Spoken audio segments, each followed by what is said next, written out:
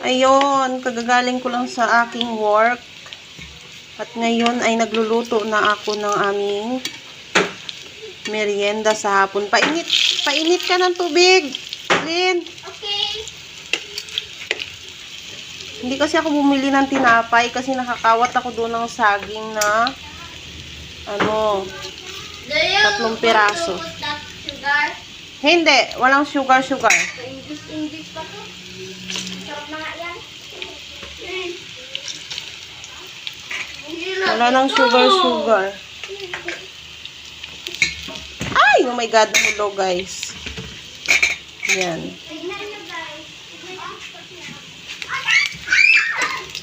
Lutuan ko ng merienda yung mga kilos dito sa bahay na iniwan ko. Dahil hapon na ito. Oh my God, sunog na siya.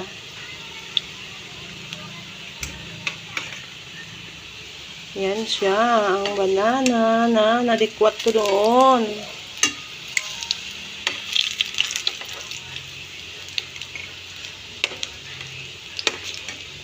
Gusto ko sana siyang prituhin doon kanina, kaya lang naubusan ng mantika. So sabi ko, dikwatin ko na lang at iuwi. So yan siya guys. Para sa kaalaman nyo. At ito na siya. Charan! Magmerienda tayo. Magkapi-kapi tayo guys. Kapi-kapi. Hindi ko kaya. Laki kasi. Makaarte mo lang. Hindi ko kaya. Tigas. Ayos kasi. Hindi na ako isa. Ay, diba? Wala pa nga tapos. Talagang ang bunganga mo na yan eh. Hintay ka ha.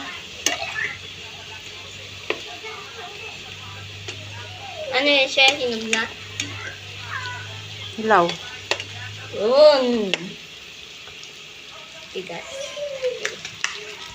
Oh, medyo matigas eh. Ito yung labo.